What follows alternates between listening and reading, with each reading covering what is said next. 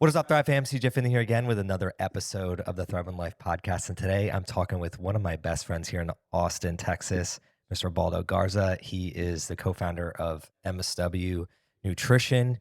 We work closely on that and a few other things. And today we're just going to have conversations as friends. I'm looking forward to see where this is going because we haven't really talked about what we're actually going to talk about here today. He's Yeah. coming from a meeting, and we're kind of going to do a conversation, co-working, and all the things that we love to do here in Austin, Texas. But before we get into it, how you doing today, Baldo? Doing pretty good, actually. I came from a little appointment, got some blood work done, and starting off the morning pretty strong. So let's go. Awesome. So let's actually start there. Blood work is something that both of us are really invested in, not just from the business front at MSW and with Nurse Doza, but personally. When you're doing your blood work, what are you normally looking for? Well, I actually last year I was not as good as I would want to be as far as getting my regular checkups. And so right now the goal is to see like where I'm at just in general, like inflammation in general, what any type of markers, I mean even my A1C, which it's never been bad and I don't have any reason to think that it's gonna be any different, but I just want to check it. I've taken a couple of trips, like family trips, even this past weekend we had Easter at my parents and like I did not care about like my eating habits. I just ate all the things. So it's been the same thing this past whole month. And I'm like, I obviously don't think that 1 month of stuff is going to change what I've been doing for the past 2, 3 years. But I still am curious, first of all, and then but more than anything, I just want to get back in the habit again because for whatever reason, whether it's because we're working or because I'll just say like, oh, I'll do it next month, and I just didn't get around to it. Like I did my blood work once last year, and usually I like to do them like every quarter or so just to keep tabs on everything. But inflammation is for me is the thing that I'm looking for. Like where is it going? Where is it coming from? What is the specific marker for inflammation that you typically look at? It's the yeah. Now that you put me on the spot, I can't even think about it right now. It's well the one that I'm curious about right now that has a lot to do with hormones, inflammations that are hormones related is adiponectin, which you've probably heard nerds doza talk about it here and there, but as it I don't know if I want to say that it's coming into like the forefront right now, but we're definitely hearing more about it. Say 4 or 5 years ago, anytime that we brought it up, it was like, "Oh, it doesn't really matter. It's a hormone marker, but no one really knows about it, so don't worry too much about it." And we've always thought that it's very much tied to cellular health and obviously to hormone health because it is a hormone. Uh, Now we're starting to hear more about how it's related to the regulation of your hormones, and Mm. so we're starting to dig in more into it, and we'll see what happens there. I don't know. If you ask me if we do another Yeah, podcast in a couple months, then I'll once you have a have better it, because then yeah. I'll dig into what the numbers mean. And right now, like I said, I'm just trying to get back into the forefront of it. But homeostasis is the goal always. Yeah, the making sure that I think the most important thing is like doing it year over year at least for people, just so that you can see the different levels. And really, it's hard to describe unless you see changes in those levels and then really understanding the research behind why those levels are changing. So, Yeah. like adiponectin, for instance, if I just give you a random number, it's hard to tell it's for a specific person, like based on that one number where you're at. Like if you're super low or super high, obviously that gives a baseline of what you need to be doing to either lower or raise it. But if you just get a number, it's really hard to understand where you're standing unless you do it multiple times over and over and over again. That's really what I love about blood work and health is understanding year over year, where am I at and how does, like you just mentioned, you went home for hanging out with your family and eating a bunch of stuff. What does that actually do to us Yeah. in the short term, the long run? Like the only way to really check that is through your blood, because for some people, like you might be able to process food differently Yeah. than other people. And you only know that if you're listening to this, if you actually go get your blood work done. Let's kick it now into like kind of Real quick, I'll say one more thing because to your point about that, like numbers can differ. Like it also depends. Like what is it? Ranges can also differ depending on who's testing and like and sure, like they'll usually be like milliliters per whatever. Uh, but what differs sometimes is like the test that comes back, what they say is in range or what's not in range. And then if, especially if they're color coded, sometimes with doctors will just be like, "Oh yeah, you're in the green," and in most cases it's like, "Well, sure, but what's the actual number and is that optimal?" Because a color is one thing, but is it like barely in the green or is it like a lot in the green? And what is that if you were to take it with a different company? Like, what are their ranges? And then what does a doctor think is the right range for you? And do they know the ranges and whatnot? But like before, when I tried to do a little bit of veganism before, was because I had I had inflammation markers that were very related to me eating red meat, and so I wanted to lay off of that. So I tried some of the veganism, but the thing is that it wasn't helping my numbers. Uh, and so then I went back to meat at some point. I started with fish, and they got better. The difference was that when I went back to doing, and I do a lot of meat now, uh, is the quality of the meat. Like the fact that it was like now like grass fed, organic. I wasn't doing all this like, ground meat. Well, if we're talking hormones here, like who knows what hormones were being added Correct. into the meat that you were eating that causes that fluctuation. And I think you bring up a great point with when you're doing testing, people ask me what tests that I take generally. One of the reasons that I've stuck to SpectraCell for certain markers year over year is because I started with Yeah. SpectraCell years ago. And like, if I take a completely different test that shows me the same markers, I don't know if it's the same, like if Yeah. it's not, it's going to be apples to oranges, even if it gives me the different ranges that are relatively similar. So I just make sure that if you're doing tests, like if you do one test, let's say we're in April right now, do a test now in April and do the same exact test 6 months from now. Don't go do a similar test somewhere else because whether you want to believe it or not, like you can't for sure tell that it's going to be the same. It's the same test or the same markers and things like that. So one of the things that I've tried to do is year over year, I get the same tests and then I start adding in new tests that I'll kind of like get interested in. I think one of the areas that I've looked at in the past that I got kind of nerdy about was just like toxicity, metal Yep. toxicity that I've done. Um, Here in Texas, our water is like really not good. Yeah. So I wanted to like check like metal toxicity. And what I did was I did a hair test, a urine test, and a blood test to like cross examine that. And then I did it the same tests again to see after I like cut out certain types of drinking water, making sure that it was only from certain sources, and then being in different environments and improving my environments and seeing how that would come out. So it's been an interesting journey on my front with the blood work. But in terms of like your blood and once you get certain markers, like what protocols are you usually doing to improve? So no matter what, like you're gonna get certain scores back, and we're both really nerdy on supplementation. What is your daily like supplementation?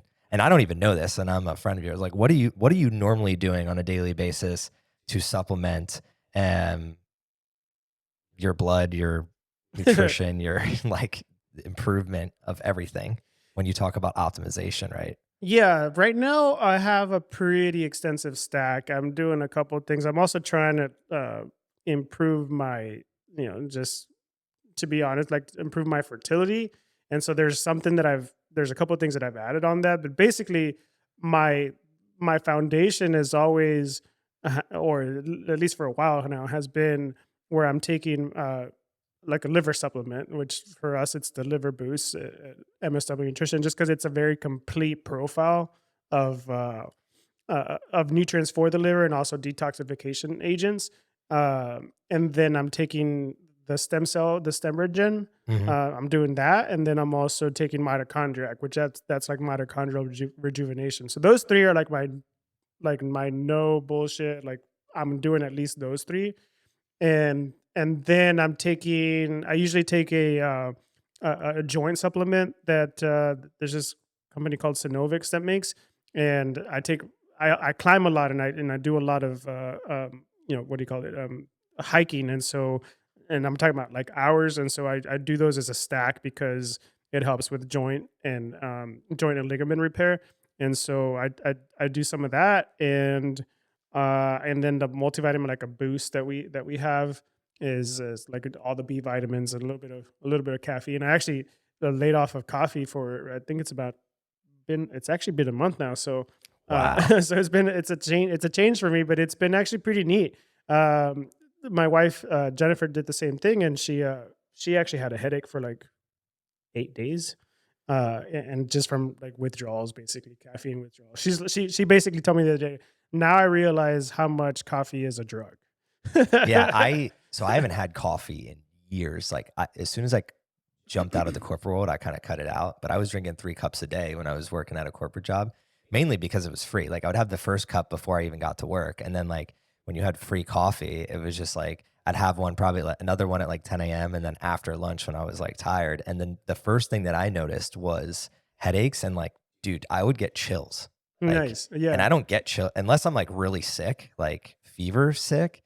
I've never experienced that, but like that's when I was like, holy shit, I'm actually withdrawing Yeah, from this thing. And I think one of the things though, it also goes back to your meat comment. I wasn't looking at the quality of the caffeine because yeah, I still do a ton of caffeine today, like through various methods. Um, and I don't feel like if I were to like go, because I've tested, I'll like go on vacation. I don't have access to the caffeine sources that I normally am taking throughout the day, and I don't have a headache or anything like that. But I'm probably taking, I take like 200 to 300 milligrams of caffeine per day, but it's coming from like green tea or yerba mate, things of that nature. And then I'm also supplementing. I've realized that like when you complement it with L-theanine and B yep. vitamins, I don't know how your body is ingesting it differently than it would be in coffee. But I've noticed a huge difference for that. So for her, did she cut out coffee and then cut out caffeine entirely, or was it just the coffee? Uh, Coffee and caffeine entirely. Well, that for her, that was pretty much the only source of caffeine for her. Yeah. But she does get, so she never even drank a lot. Like, so she would drink, like, if I served her a cup, she wouldn't finish the cup. Most days she would not finish the cup. And she was very sensitive. So she would get like the jitters anyway. So it's not like she drank a lot, but she hasn't like not drank it like in 17 plus years. And so she felt the effects of that. It's just like, I need some of it. Obviously, like, and like any like medium amount is going to take her kind of overboard because she's just sensitive to caffeine. I'm the opposite. I can drink it all day and I can go to sleep like no problem. So like I never felt it was like a problem because it never affected me that way. And I still don't, you know. And so I don't, if I go back to it, I don't know that I'm gonna be too crazy about it. I know the other day I had a cup of decaf and I was like, I'm over it. It reminds Uh, me, like now that you're bringing that up, it kind of reminds me of how like marijuana affects people yeah, differently. Like caffeine is the same way. Like Erin, when she got pregnant, cut out all of caffeine and coffee, and she was way more calm and relaxed. And then when she gave birth to Aiden, one of the questions we were asking was like, "Damn, do you like start introducing this thing back into your life because like you were so calm and relaxed?" And she would have like 1 cup here and there, and she noticed how sensitive she was to it. So I think that sensitivity also is dependent on. I wonder also like we're getting in the age of how male and female we're it's improving for females in the healthcare space where they're actually taking data from yeah, female specific studies, because for so long it's just been male driven and dominated by males of like what you should do with your health, when the reality is like females, you're a completely different human being, especially when you talk about hormones and like how caffeine affects hormones. And that's where I've even dialed into like with my caffeine, the reason I take it is basically for sports performance. It's yeah, not even necessarily for uh like I wake up and I'm like I need caffeine because I need this thing, or I'm addicted to the taste of coffee or whatever. It's really thinking like, oh, I've noticed that if I prime myself with caffeine in certain times of the day, like I actually perform better, I feel better, my mood's better. Now somebody could argue that like you could reach that state without it, but I honestly just enjoy it. Yeah. So I'm the type of person where it's like, as long as I'm not taking 500 plus milligrams a day and it's not affecting me in a negative way, it's something that I just like continue to roll with. Yeah, so then I'm curious because I've been away from the caffeine, if it has affected at all my adrenal numbers. But then again, I don't have recent ones. The last time I tested was probably also April of last year. So I don't know what they would have been. I mean, I was drinking a lot of coffee back then, so maybe I can see the difference, but I don't know if they changed within a year anyways on their own because of different factors. So I'm curious to see what that looks like. And then when I test again, like should I drink coffee to see like how it affects me? But like that's just not a I mean, that's an experiment that would be kind of cool to do, but I To don't know if have, it's but you worth don't really want to do it. it. Like, Yeah. again, if you enjoy drinking it, like, and it's not like a negative, like drinking alcohol every day would be, um, then go for it. Like that's kind of that's why I haven't really spoken on the caffeine front because I mean, there's a lot of people like I already cut out so much of my life when Yeah. it comes to like I don't smoke, I don't drink, and it's just like there's got to be some things where I just like drinking caffeine. I like that little boost, especially like MSW boost. So you cut that out for the month as well?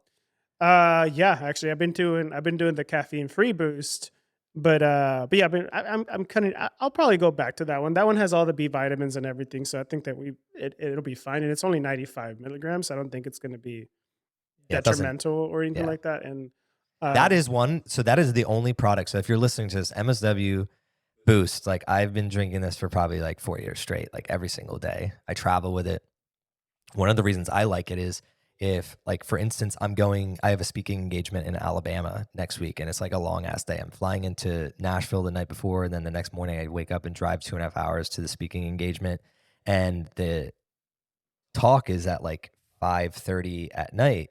Now, what I can do with Boost is like I can take Boost at yeah, 5:36, and it gives me a little bit of pep in my step, but then I can still sleep. Any other product though, I've taken like other energy drinks or even when I drank coffee or espresso years ago, like I could not I had to like my the what is it, the half-life of it would last into my sleep, like trying to go to bed. And I just like was wired trying to go to bed and or anxious. Like that's what really I think most people don't realize that how anxious they actually are until they cut it out. Like I didn't realize that a lot of my anxiety was really just being stemmed from drinking 3 cups of coffee per day. yeah. Like, no shit, CJ, now that I look back at myself. But I'd love to dig into, because this is a big topic for a lot of people. I think we're around in not just Austin, but all across the US is like fertility and specifically in men and testosterone and fertility and how they all come together. And I think it's talked about from a couple standpoint a lot, but I don't hear a lot of men actually talking about it and what they're actually doing for it. It's kind of like a taboo thing. So I'd love to understand more about what your thought process is on improving that and what you're doing to go about it. Man, there's so many things. I mean, sure, I got into exploring the things to do or not to do because of the couple situation, right? Because they're trying to get pregnant. And so the difference is that before that, the only way I ever thought about it was like, or and I don't think this is correct. The only way I ever thought about it was like, well, if my if my testosterone's great, which mine is fantastic, then it's like my fertility should be fine. And maybe that's true or not, but I don't think it's correlated 100%, right? So there's so many different things now that I can think about it. Like there's like you're talking about motility, and you're talking about like what did I don't even know the terms on top of my head, but it's like basically like how fractured the DNA in your sperm is, and then there's like obviously the amount of it, and then like there's things about like well you got to wait 48 hours in order to have like the maximum opportunity for fertility. So like coming every single day is not good for you, right? Like or at least not for the specimen of like fertility situation, right? Because it's like well you didn't have enough time to like let the sperm grow into itself and all that. And then I'm just like whoa, like That's insane, right? Because we've always thought about it as men as I was like, well, just go and like Yeah, try to just like do the do deed. the thing as much as possible. Like, I mean, they've even said about like I've heard men and not specifically in this space, but like it was like to help your testosterone, like you should jack off every day, you know? And I'm just like, okay, that I guess back in the day it was like, okay, that sounds great because you get to do the thing, and I guess it makes sense. If you're active, then you'll probably have more testosterone, but that's not the case, right? Like that's just like I don't even know if that was theory or that was just someone talking about like, yeah, well, I do this and I'm great, and then they speak Yeah, about that's the problem in the that. industry is like people they use the N equals 1 as like for all. Like they're an N equals 1 case. Like I do this, it works great for me. Now everybody should do it. And that is the tricky part with the fertility and how to go about it because then even if you're like maximized, like you have a partner and like vice versa. And then the one thing that I've really looked into in terms of fertility and like been advising certain friends on it is just like stress. Is Yeah, just like if you're stressed, even if you have good numbers, it could have a huge it could that could have a negative impact enough where it's like throwing you off. And I think that just doesn't get talked about enough. Like when you're talking about sleep, even if like you're thinking, what are you thinking about throughout the day? Like at your job, like are you stressed? Like what is stressing you out in terms of your life, and then also the recovery aspect of it. Some like a lot of the research I was saying, like it goes back and forth. I'm like, does sauna help your fertility or does it hurt it because you're in the heat and different things like that? Like, but I think most people get attached to these like crazy outlier things rather than just looking at, well, like, am I anxious throughout the day? What am I eating? What type of sleep am I getting? And then like crossing those boxes first, which I know you already do. So that you have to look more towards like the outlier stuff. But the average person and people that aren't digging into this yet, because you don't dig into it until it's that time, really. Like yeah, like especially as a man, you're just like you never think about it until like it's too late and the thing's not functioning. correct. Well, Like, like even like with caffeine stuff, right? Like let's say they say that large amounts of caffeine can affect your fertility, hmm, and so a couple thoughts on that, right? Like, so first of all, like if you're so stressed out about like not having your caffeine and you can't sleep and you're stressing out because like you can't function properly because whatever, like drink a cup. Like, I don't think it's gonna affect that. Like the stress is not worth it, right? Like obviously you should be able to just go without caffeine and not be so stressed out stress. about Yeah. it. That's a different situation, right? But I think that like you can go into one extreme or the other. That's actually not the reason that I stopped drinking caffeine. Actually I don't know why Jen was stopping drinking caffeine, so I was like, I'll do that with you. And so that's kind of why I did that, which I think is great. And usually when I do my like long-term fasts, I will also fast caffeine. So I've done 3-day fast caffeines before, and so maybe that also has helped the situation where like I wasn't like having withdrawals and I could just like step away from it. But then there's other situations where like if someone's trying to improve their fertility, for example, and one of the things they should improve on is like you should exercise more regularly, right? Because that's going to help with blood flow and it's going to help with like one of the other thing that I don't even know what the motility is a term in fertility for specifically for men as well too, where it's like how fast is your sperm swimming or not, or are they just kind of going in circles, right? And so I've done a test on myself now, and it's like they're kind of just like chilling, like they're not going anywhere, but and then I was like, well, that's kind of like who I am. I'm just kind of just chill. So maybe like I need to like move a little bit more off, like in bigger periods, because you know that I'll go for like a 10-mile run, like no problem, but then I'll just kind of just chill the rest of the day, and so. I was like, okay, well, maybe I should improve that. And so what I've noticed is that because I've added You need to become exercise, more ADHD, dude. You yeah, need to just be all over the yeah, place well, for a because couple I've added days. like small like sections of working out, like I also feel like more vitalized in general, like besides looking at like fertility numbers or not, right? And so it's like, okay, so anything that you're gonna do to help improve that any aspect of your life, it's gonna help all around anyways. So there's always a reason to optimize whether you're trying to like, be fertile or not, right? Like there's just like if you're absolutely not fertile, then there's probably a lot of things going on. Yeah, it's all so intriguing to me because for Aaron and I, we like it- Aiden, we were doing the whole we're not trying, but we are at the Yeah. same time. It's like we just don't care. So we weren't really like I wasn't looking into it or anything like that. And then it's such like a random crapshoot. We were looking at another friend who was having to get procedures done, and then she was like in the couple was in between like procedures and just randomly got pregnant. Yeah. So it's just like one of those things where I mean, the universe knows best or God or whatever you believe in. And yeah, science can take us so far, but I'm a huge believer is in it, if you believe and you do the right things, like eventually something good is going to come of it. And that's where I think for you, it's interesting that you're going into looking at it like, okay, well, maybe I need to just like change a little bit of my daily environment, change a little bit of how I'm showing up.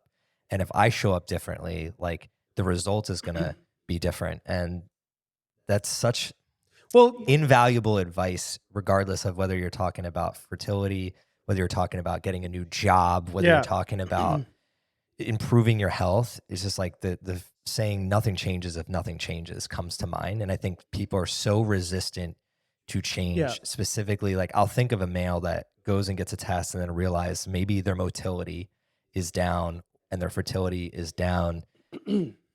I can see it being hard. It's like a knock to the ego of like, Sure. Yeah. damn. And then like, but even worse, it means that they have to change. And that's such a hard thing for people in a moment that's so precious for their life Yeah. to do.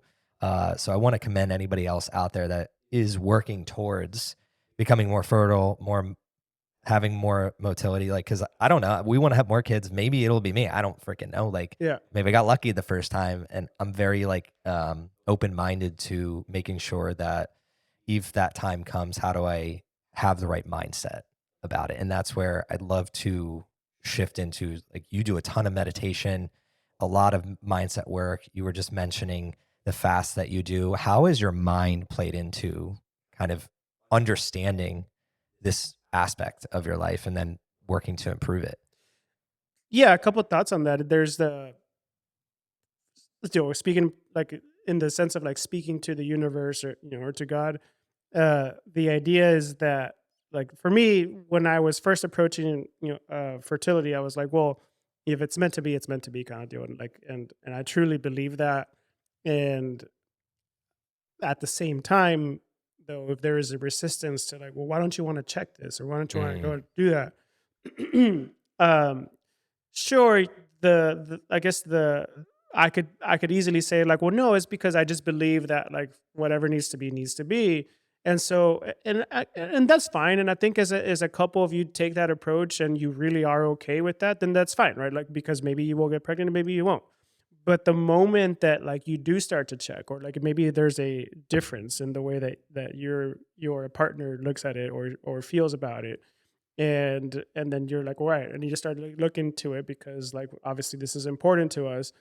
Then if I were to see like something that could help improve the whole situation, and I would still have the attitude of, well, whatever happens, happens. I'm not going to change it because I just believe that whatever happens, like that's meant to be.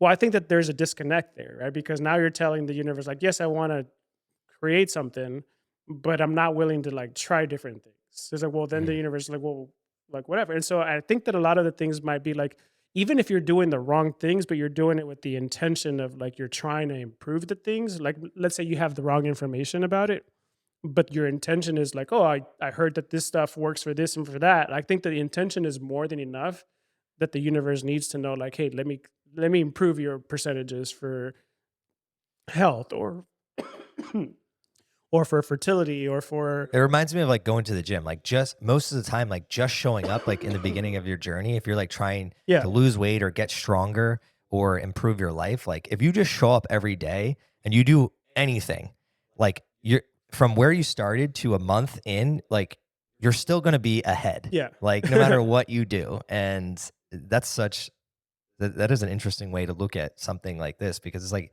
even if you don't necessarily have the 100% correct information, you giving a shit and trying and pushing the needle in a certain direction usually ends up in something good happening. Correct. Yeah, and at least they're like you're moving somewhere, right? Like, and if it's completely wrong, you'll find that out too, right? Like, oh no, that does not feel good. That does not like I absolutely do not enjoy this, and because there's a difference between like not enjoying something because it's so different, but like you know that it's helpful, and something that like is not enjoyable, and you're like, this does not feel good at all, and I don't want that. Then you would just stop doing that, right? Like nobody wants you to live a weird life that way, where like you're just doing things that don't enjoy. Uh, and I don't think that you should either. But I want to say, but I think it's important that like that you're communicating to the universe what you want. So like for me, when you talked about like the meditation, for me is like it's always like trying to get into the mental state that like this is what I want to create. This isn't anything, right? Like this is whether it be fertility or like income or you know, goals of life goals or whatever.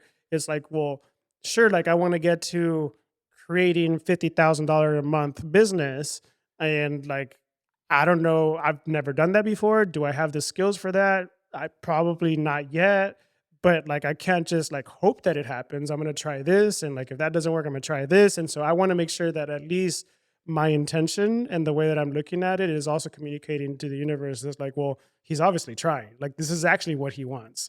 And so like let me spark him here. Let me give him a little tip here. Let me a nudge here. Right. And so and that's why things will happen whenever you make big jumps. We're like, oh shit, I don't even know where that came from, but these are all the things that I was trying. This is what worked, and then I can kind of teach on that. But at the end of the day, it's about like do something in that direction, because it's like a sailboat, right? Like you're gonna have to keep shifting the sail, and it's not gonna be a straight path, but at least you're moving along. Hell yeah. So we've been rocking for 32 minutes now. Baldo and I have some calls. This is the first time I'm actually going to try this little method of how to podcast. We're going to take an intermission here, take our calls, and we're going to jump back in. And I'd love to discuss two things on the back half of this podcast. One of them is fasting. I noticed the other day you were talking about doing like a 6-day fast, and I know you've done tons of fasts in the past. And I'd love to learn more about why you started doing that, the impacts it has, and how do you decide like the cadence of doing them, like every quarter, bi-yearly, whatever that looks like, and then finish off with like the business side of things and what you're working on. And you mentioned scaling to 50K a month. Like, how do you think about business and how does it integrate into your life? Because you're somebody I look up to in terms of being able to almost integrate the things that you love to do into your business, and then also working with people that have the same missions and core values and finding that. And I think a lot of people could gain value uh, from your take on those things. So we'll be back here in about an hour and a half and jump right back on the mics. Hell yeah, let's do it. Back from intermission, had a little bit of lunch. Baldo was able to get some work done, had 2 calls. It was awesome. But we're going to get right back into it with a conversation around fasting. So I'd love to know, when was the first time that you really introduced fasting into your life and why? Yeah, so I it's probably been about 8 years. I mean, the timeline's a little hazy for me, but I mean, I'll still tell you like the genesis and everything. I tore my meniscus doing yoga. Like this is when I was practicing like solely yoga. Like I was only doing yoga, and I was trying like all the forms and like all the deepest bends and all that things. And at one point I was doing lotus, lotus with the cross, the crisscross applesauce. But then like in lotus, there's like a multitude of other poses that you can transition into while maintaining your lotus positions. Well, that's not easy, and you need a lot of flexibility. So I was trying shit that I shouldn't have been trying yet, and it just snapped. And so, um, I mean, it looked like everything that I was, from physical therapist, meeting with John, like all that, like you're gonna have to get surgery. And I don't know why I started researching. I don't know what got into my head that I was like, well, I know people that have healed without surgery. Like how can I do that? And so I just went down that rabbit hole for whatever reason. And it might have been partially because at that point I didn't have health insurance. I was like, that's going to be fucking expensive kind of deal. And the for some reason, the thing that kept popping up was fasting, but like long term fasting. And because the idea was that whenever you're fasting after a certain amount of time, like you start getting into um, like your cells, and like you start getting into different modalities, like uh, what are the words? Like you could probably help me with. I don't know why I'm blanking. Ketosis is Like one of yeah, them. like ketosis, and then getting into different situations where like Oh, you're basically autophagy. autophagy. Yeah, Yes. yeah. Uh, uh, so when you get into autophagy, right, and so this whole science of it is basically your cells obviously die off and then they come back again, but there's a nice little window when you've done a certain amount of fasting, usually around 36 hours plus, where and for a while, where you are not only like eating away at bad tissue, and so the your body's like very smart about like once it starts to eat away at yourself, which is what autophagy is. uh it starts to eat away at the bad tissues first.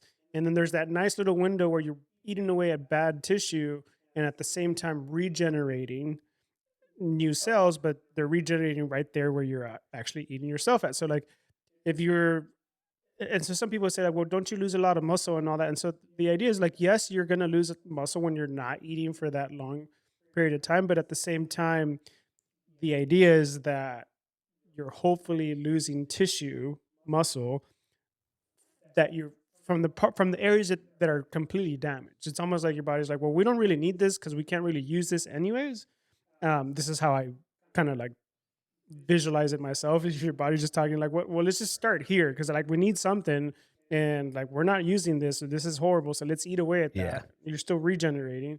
And so I kept reading that it was between 5 to 10 days, and at some point I came up with like I think 6 is my number, and so this was to avoid getting surgery and to hopefully regenerate my meniscus naturally.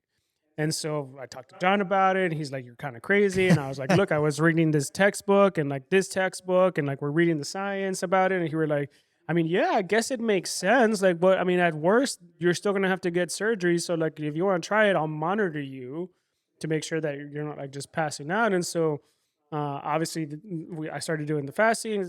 I think I ended up going 7 days at one time, and sure enough, like I was mostly resting. I was still going to work. I did stop all sorts of like physical activity because I mean I had to anyways because I had a pretty bad injury. Now when I fast, I still do some light workouts and some like medium workouts, and like maybe I still go for a run, but like instead of going for like a 5 to 10 mile run, I'm doing like 3 to 5, a kind of like a slow pace just to maintain that pace. But that's really the genesis of how I got into fasting. And then I healed. Like I don't want to say that I was 100% better, but like it was enough to that when I went to go get an x-ray again, they were like, I think you're going to be fine without getting surgery. And so that to me was already a win. And so then I was started reading different books. Simland is a great resource for uh, for fasting science. And I have 3 huge textbooks that he has written basically. And so at some point I decided to make it like, well, you know what? Like it also helps the gut. And I'm gonna introduce this like monthly and even seasonally. So now my cadence is that on a monthly basis, I'll do a 3-day fast just to reset the gut. Like I just finished one last night after like eating like crap this whole over the holiday kind of deal, plus the weekend before we had gone to visit Jen's family. So I was like, I definitely need to do this.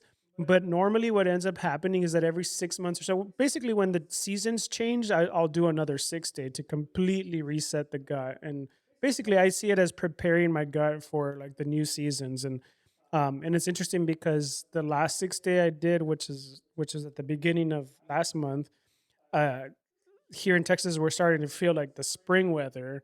And I actually ended up doing it a little earlier than I thought it was, but I just felt this need because I started to feel like what do you call it? Like all the different sinuses from all the different allergens that are out in the air. So I was like, I should probably do it now. And so sure enough, like I had like a day or two of like just some allergy stuff, and then it kind of went away because I reset the gut.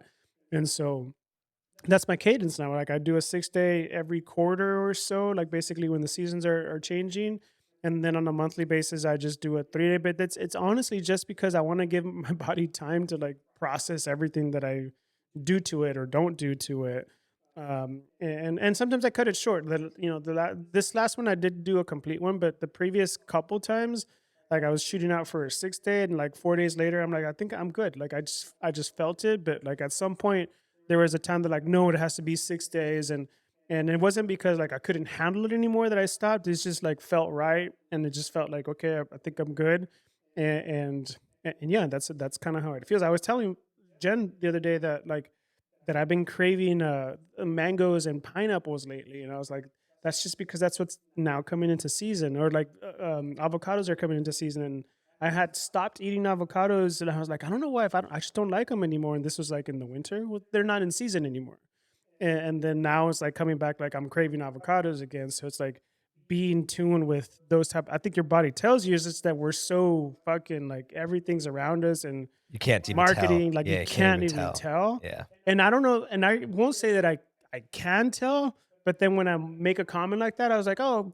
yeah, I guess that makes sense. Like I'm craving avocados again, and it was just a general comment within a conversation, and then I was like, oh, but that I guess that makes sense because they're back in season. Yeah, Aaron and I have been smashing, dried mango, and, I Yeah, mean, a lot of people do, but I started realizing, like, we do a lot of running and endurance stuff, and what ends up happening is I'm like, "Oh my god, my body is craving this because it's viewing this as, like, a really natural, good source yeah, to fuel for, like, running because I don't wanna eat heavy meals before running, so what we've been doing is, like, literally eating, like, 2 pieces of dried mango before a run, like, so I already ran today, but usually after a long day, I'll pick Aiden up, which I'm probably gonna run again today anyway, but I'll pick him up and I'll have some dried mango before, so at least I have something, and then I just go out on my run. So it's interesting because now that I'm thinking about what you've just said, like, that's what I think my body is telling me. Like, it's just like I'm naturally craving this thing that it knows that it's good for it, and I think a lot of people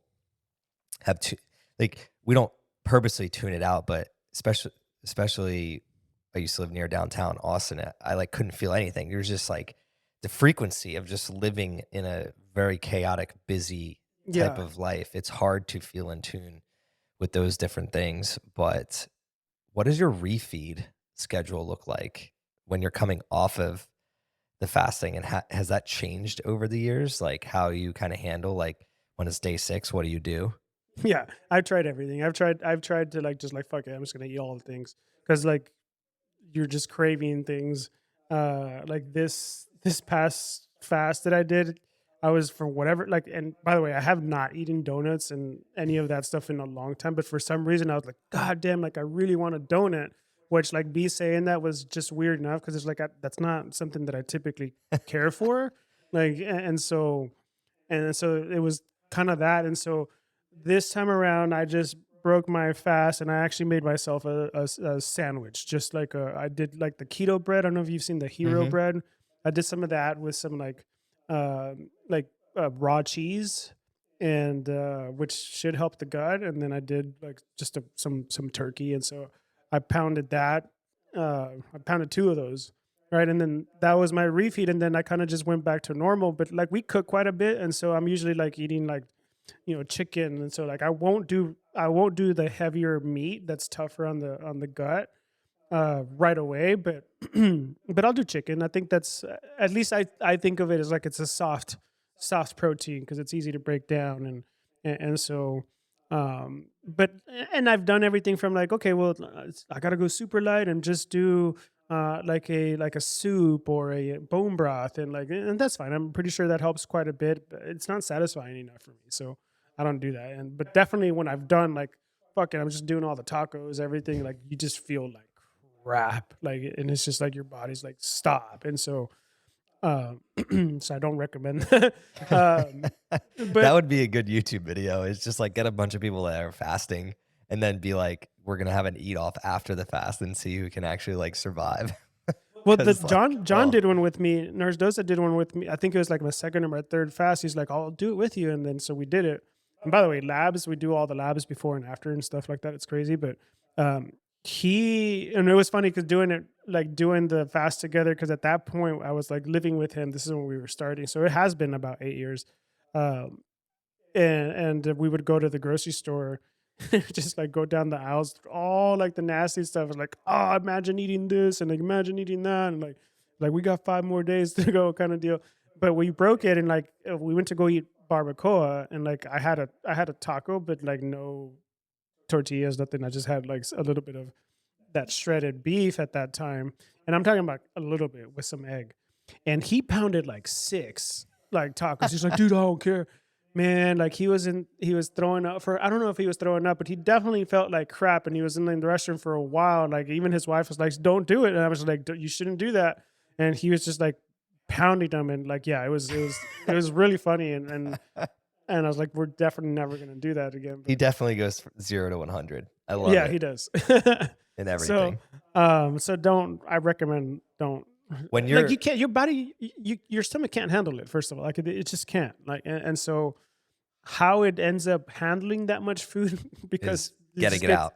it's because you get used to it Yeah. right like you get used to just adding so much but like I mean your stomach really is like the size of your fist so like the idea that we eat like 20 tacos and or like 10 tacos like that's just insane. Don't get me wrong, I do it too sometimes like it's not trying to judge anyone but like especially if you haven't eaten for 6 7 days like there's no way you're gonna fit that much food in Yeah. there. When you're actually doing the fast, are you taking any electrolytes? Like, what's your water intake look like? How does that work? I did drink quite a bit of water. I'll probably drink about maybe half a gallon throughout the day of water, just regular water. And then the salt. I'll lick just like table salt,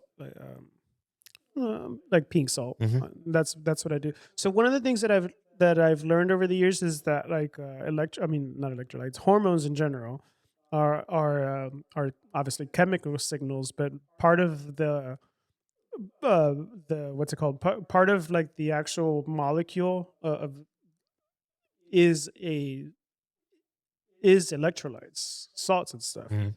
And so sometimes when you're going through a fast, obviously you feel like I'm hungry. And what I've noticed is that so many times when like the times that I'll be fasting and I'll just like grab some like nuts because they're there and it's like, oh, I'm not actually hungry. I'm just like used to just grabbing things and throwing them in my mouth kind of deal, like just like nuts or whatever. And so the difference is that because you're not eating anything, like the chemical construction of anything is not going to be complete. And so what that means is that sometimes your leptin and your ghrelin signals are mixed up because they have incomplete amount of let's say sodium or whatever electrolytes. So the communication is not right. So a lot of times what I'll coach people as far as like fasting goes is like, hey, if you start to get really hungry, if it's going on for 10, 15 minutes, because a lot of times it's like you feel like, oh man, I'm hungry. And like 5 minutes later, you don't feel anything. But like it's like if you're like 10 minutes later, 15 minutes later, I was like, lick some salt, see if that dissipates everything. And usually it does. But if you're 30 minutes in, 40 minutes in, you're still like, man, I'm really freaking hungry, then like just eat, like break it, try again next time because like you shouldn't do that to yourself, kind of deal. But honestly, so many times like I'll just lick some salt, 5 minutes later, I'm just like, I don't even like I forgot that I was hungry.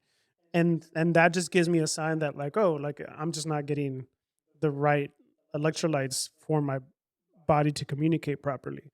And that's really all it was. And so that science part of it is things that I have learned through all these like textbooks and whatnot that I've read on the art of like fasting kind of deal. And they tend to be true. And at least for me, they have been because it works. Yeah, and I Yeah. mean, as you're doing it, it's one of those things that it's like reading the books as you're doing it is helpful because you're feeling certain things and then you like attach what you're learning in the book to what you're actually feeling versus if like you were just to read about fasting, you can't really understand what's happening. You Yeah. have to like just do it and then make some mistakes. Like it sounds like everybody, I mean, you and everybody has made in the past, like mistake I say lightly is because you can't really do it a wrong way, but it's just like for you, what does that look like and what are you trying to achieve? And then when you're doing the research of it, it's attaching different data that you find other people going through and scientific markers in terms of like you're talking leptin and ghrelin and how that feel. You can then link that back to, okay, the last time I did a fast, this is how I felt. And now I have something to attach the next time that I fast. I'm like, oh, this is exactly what's happening to me. You don't get to that point unless you do it. And the reason I'm even saying this is for people out there that are going through a fast. I think it's overwhelming to try to understand everything that Baldo is talking about on the Yeah. first go around. So it's literally like for me, the first time I experienced any of this is like I had to have a colonoscopy. So it was like in my mind the worst type of fast because then you're also like having to take this formula that makes you shit everything out. Yeah. And it's like terrible. But after a day, I started noticing like, oh, like I don't really feel that hungry. This is interesting. And you never really understand that. And then as you're going through this and understanding like electrolytes and how the body goes through autophagy and these other things, like, oh, it starts to make sense. And I think the longest I've done is like 30 plus hours. I need to do a 3 day or 4 day at some point. But I'd love to jump into what is up in the world of Baldo and what he's up to it from a business standpoint. You've been working on a bunch of different cool projects lately, and um, one of the one of the things I'd love to discuss is you kind of like helping people spin podcasts up and different things like that. And what's that looking like recently? Yeah. So first of all, I really enjoy podcasting, right? And more than I enjoy hosting it, which I do enjoy hosting, I really enjoy the process of helping others um, do the same, right? Because I think that in the medical space, which is what I'm mostly in, wellness, health space, I think that there's a lack of, I should say, like there's a lack of education that's fun in the health space. Meaning, like, it's either like you're gonna hear from doctors and you're like they're hear the same thing, or they get super sciency, or sometimes they just don't get they don't get education at all. They're just like, this is why you should do this, and this is not why you should do this, and like I know better than you, kind of deal. And so, for me, I think that because of the experience that we've had, like with Nurse Doza, or like the different people that we've helped. I mean, the Hadi Health network that you and I had at one point, and it was like we were helping mostly other health related companies, and it was like, get the word out there because you're talking about things that do make sense, and that is more relatable to like the current science than like what you've read in a textbook, which there's nothing wrong with that, but like at the same time is like you should continue to, there's always new science coming out, so like you should continue to educate yourself in that, and then teach everybody else. So the reason I like the podcasting is because someone can sit there and teach whatever they want to teach, or during an interview ask about questions that are not like the normal, and then because of the way that, especially with AI tools, we can turn that into so many pieces of content so that we can still talk about the same message but like in 100 different ways. And so it helps the business because they're getting the word out there, and it helps the consumer because they're getting, or it helps more consumers because there's more people now that are hearing a similar message. Now, I also don't want to say like, well, I know who's talking about the right things and who's not talking about the right things. Um, that is really not my responsibility, I don't think, right? Because I think that anyone listening to anything, even if you're listening about fasting right now, like don't just take my word for it. Like I said, like I read this and I read that, and I threw out a resource, and like look those up and make a decision for yourself. Like sure, listening to us is gonna help you make a decision to go do the research. Or maybe you never even heard of fasting, for example, and you're like, well, now I gotta search it. Well, like please search it. Don't just like take my word for it. Like know that it's worked for me, and it's worked for a lot of people that I've talked to, but go and research it. And I think that that's what's valuable about podcasting, is that you can do that in real time, and people can ask those questions right away.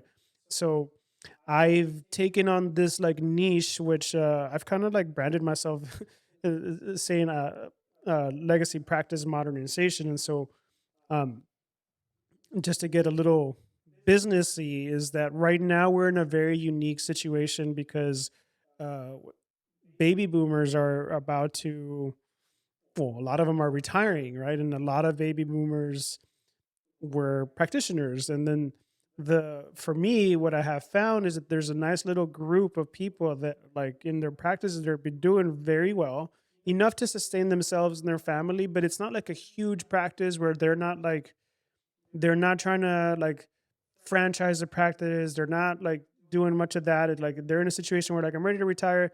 Maybe I'll sell my practice to someone else that can carry it around, and hopefully they do well with it.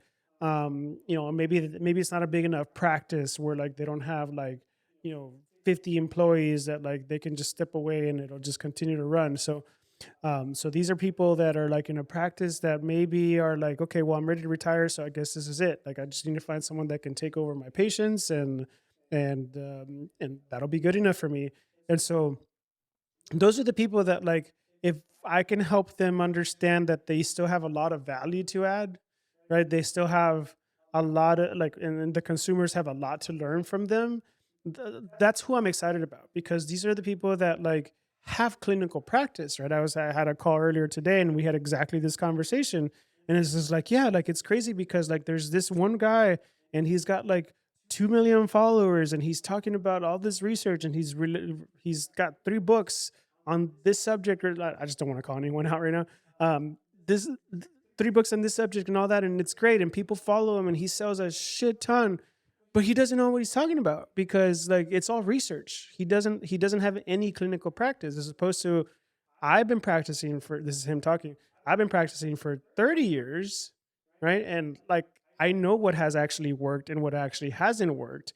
And so those are the things that I want to, like, teach people. So we've gotten into this, like, all right, well, then, like, you should have a podcast. And, like, from that podcast, we should have a newsletter from that. And we should have, and all this knowledge and courses. And, like, so that way people can come to your page and be like, oh, sweet. Like, I can actually read all these articles that he's talking about, and, like, take one of the courses that he's talking about for, like, this, like, $200 item.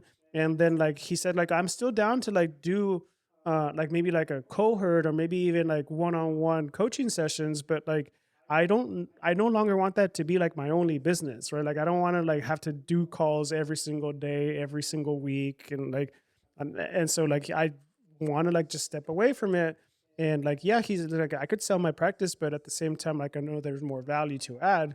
And so that's what we're doing. Like, we're taking, like, and I'm doing this for a couple other people, which is the same thing that we've done for Nurse Doza. The difference is that Nurse Doza right now has 8 solid years of clinical practice, and we're growing so much. And at least in your opinion too, like, he's kind of this genius, right? Like Nurse Doza is. So it's like, we want to make sure that people are hearing his message, and then still make their own decisions. But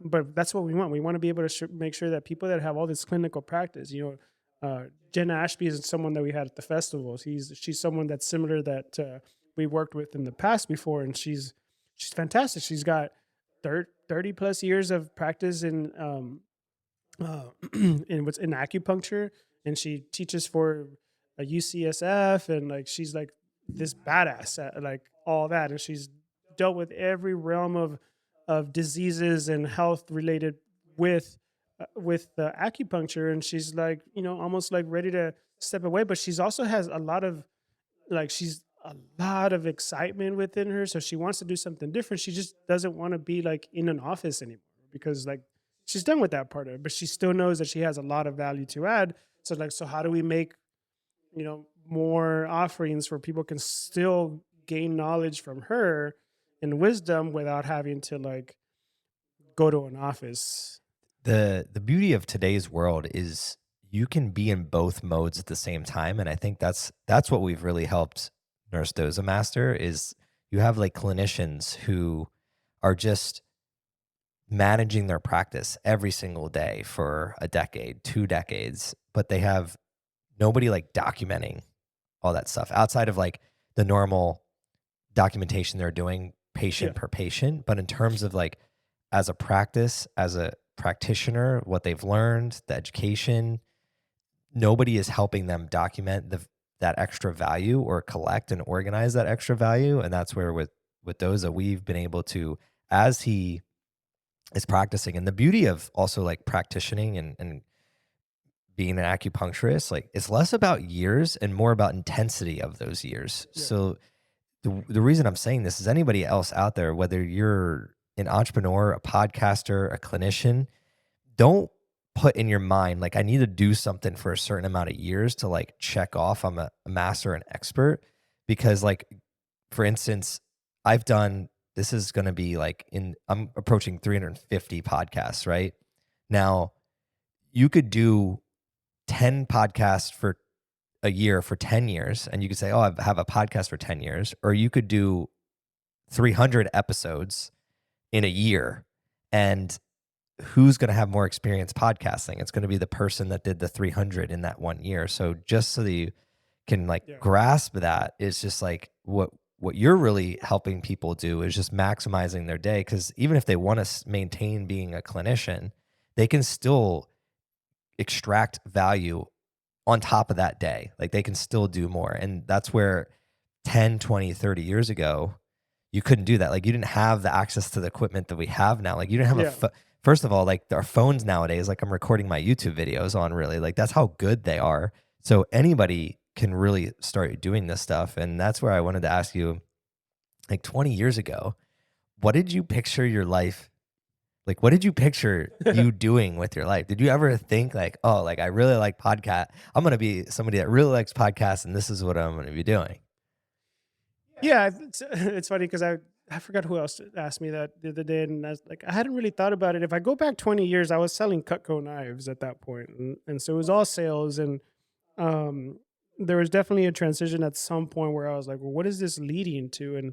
But I don't think if I take today minus 20 years, I don't think I was in that mindset yet, and at that point I was probably still in like, how do I sell more knives next year, right? Because I want to like break this record or like beat this guy, or like I know that there was a good chunk of time where I was like, how do I sell more knives this week or this year, but like work only 6 months out of the year, So it became this like, how do I sell more but less time, more and less time, and it was definitely that thing. And now I'm about to say a couple of things, but before I say that, I'm going to say that like I know plenty of Cutco sales reps that are like high performing, kill it, and they definitely use that money to then go do good in the world, right? Because they're killing it, and they have the same that same drive that I used to have as far as like, how do I sell more in less time?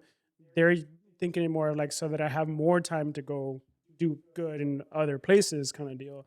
I personally never liked working that way.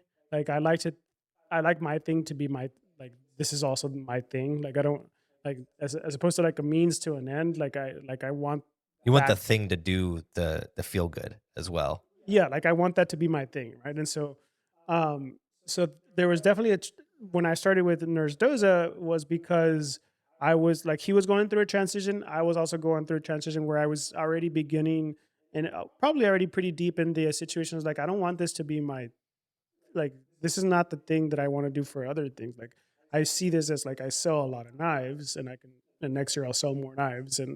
And for whatever reason, like, I'm just not a multitasker. So I can say, I'm going to do this so that I can do that. It's like, well, I can just do that. And so I don't know what it was, but it was like, I felt there was a need. John had already helped me through a couple health related situations for myself, and starting to understand how health worked and biochemistry and all that. So I knew that he was a genius in a sense of that. So I wanted to help him. So I figured, like, I'll do this so I can figure out like how I do want to help, and what's going to be good for me. And so the thing about it is that I quickly understood that whole world of health and like clinics and like health insurance, and that whole world is like so messed up that I was like, oh, like there's so much opportunity here, from the sense of like, sure. And I've been everything from like, oh, we can make a lot of money, to like, we can change the whole medical system. And so I've been, as far as like like I've been everywhere in between that spectrum of like, this is a lot of money, or to like fuck, let's change everything. Like, we can change the whole world, kind of deal. So and like I'm probably in between now, right? Like there's definitely some way to change the world in a sense, but for me it's just like, look, I can think about the big picture, and sure, like I love to ideate that way, but at the same time it's like whenever I think about like are we really going to change the system, or how, like, you're not going to change a system. Like you got to either create a new system or just completely influence the people spending money, the consumer, to spend it a different way. And I find that that's why, like, now I feel like, okay, I'm in the zone that I need to be, because if I can, like, if you and I help Nurse Doza and he starts having, like, let's say, I don't know, 10 million followers, and we're selling, whatever revenue is like $100 million a year, whatever, which is like, that would be a massive success. But like, that's still not doesn't do that much of a dent. Like that Yeah, one when you person's, really think about it, it's just like in the scheme of the world, it's like the difference between the $1 million company and the 100 million is just like you still feel the same way when you go to sleep at night. yeah, There's actually probably more problems than there is more problems in the 100 million company usually yeah. than there is the $1 million company. So it's just like I think that's just wisdom of entrepreneurship. You start learning and then figuring out what your superpower is. Yeah. And then we've done our little version of like a media company, right, where we're mainly servicing like health related companies. So I think there's a play there, right? Because like, well, sure, I can help Nurse Doza, but like if I helped like 100 Nurse Dozas, now we're making a bigger dent in the whole world, right? Because now we're educating so many more people. And you might say like, well, they probably have about the same followers. It's like, sure, but like the idea that would be so nice that if it, like, instead of just helping 100 million people, we're helping, I don't know, 500 million people. Yeah, I mean, this all comes full circle, and we'll wrap here. It comes back to your mindset of the how do I sell more knives in less time? Yeah, So what you're doing from a practical sense is you're taking the knowledge that you've learned helping MSW and then the how do you health stuff. I was just talking the other day about how we one of the people I'm working with now, she was sending me different events and retreats and different things that go on. And I was just like, I never told you this, but I helped run a health festival. And like it was pretty legitimate. And I was thinking about it the other day and I was just like, well, all those things add up to the ability for you to sell more knives in less time. And in today's day, what those knives look like is like, okay, you just said it. Like, how do I help more people that are like Nurse Doza? They already have a Rolodex and a book of business that they've been helping. And then those people can then, this is why I love the digital world, is like you do it in less time because you can literally hop on a Zoom call and in an hour, because of all the knowledge you picked up over 8 years, you can help that person so much in 1 hour, yeah, even if it's just like spinning up like a little landing page and then teaching them about how to make a newsletter and getting their podcast spun up. You're now exponentially like they can grow if they choose to. And that's what we've seen with Doza is just like it's an the beauty of all this is it's exponential growth because we're just operating out of the lounge. Like one day we could wake up and he could have 1 million, 2 million, 5 million, but we're just doing the same thing, but it's a little exactly the bit same better thing. every day. It's It's not like he has to service 5 million people because that's impossible. Yeah, correct. Yeah, I think that you said it exactly correct. It's like we're just, how do we serve more people with the less amount of time, and in a quality, right, in a quality way, right? Because like, yeah, the way that I see it is that like it's really about the consumer. Like that's, like, we don't, there's no system to be needs to be changed. Like the system will change itself if for If the some reason. consumer starts making has different habits and actions. Yeah, like Yeah. we don't have to worry about that. Like what we have to worry about is that people know the right information and can make decisions for themselves. And it's crazy that like sometimes I'll go into, like, even with my family this weekend, like we brought like gluten free bread and stuff like that because we were gonna eat that stuff, and they're like, "How, like, you're not celiac?" I was like, "Yeah, but it feels better to like not have to have that tingling because I ate the regular bread." Like, have you ever just tried that? And it's like, but my doctor never say anything. It's like, your doctor doesn't have to say anything, right? Like you're like, you could just try it and see how you feel about it, and like having those type of conversations. It's not because I don't want to say like, well, they don't know better kind of deal, because like it's not even a thing that they have to know better about or not. They just, it's not in their realm, right? And so it's like, if we can just get like small conversations like this in their realm, people will then try things and decide for themselves what works or doesn't work. And that's, if anything, that's the biggest win for me, is like if people can just, tune into what's good for them or not, then I think that's what we can all hope for.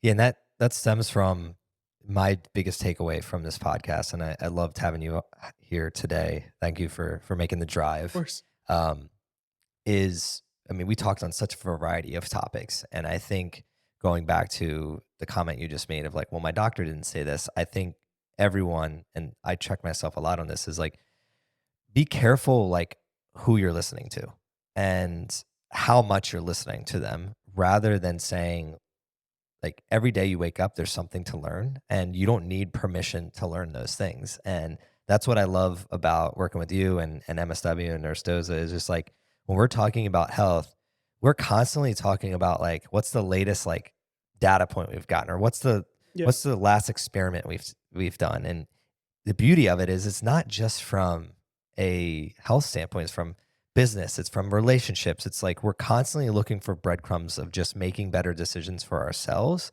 without judging other people's decisions on their own. And I think that's something, unfortunately, that like social media and the media world has done, is like almost forced people to think like they have to judge what other people are doing, rather than you just laid it out. It's like, instead of looking at the gluten-free bread in attaching to anything, it's like, I'm going to try these two different things, see which one suits me, and like then I'm going to roll with it. And maybe in the future it's something different. Maybe I'm baking my own bread, Yeah. and like, who knows, right? So I think that's a huge takeaway um, here today, is really just like giving yourself permission to be curious and learn the different things that you want. And then when it comes to your health, not attaching to any which way. It's like, it's different for so many people.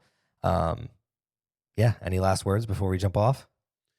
No, I mean, any last words? I mean, for me, I think that, like, honestly, like, educate yourself. Like, our principles have always been like, hey, help others grow and help them and help other people educate other people as well too. Because I mean, that's the only thing that really matters, is that, like, hey, make your own, just empower yourself, right? Like, instead of like having to rely on others to do it. And yes, like, there's a lot of information. Some of it's fake, some of it's good.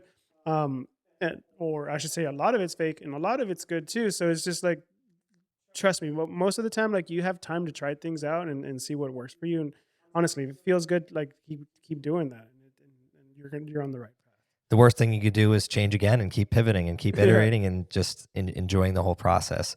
Best thing you could do for us is, if you like this conversation here with Baldo and you gain value from it, please share it with somebody else that you think would also gain value from the conversation.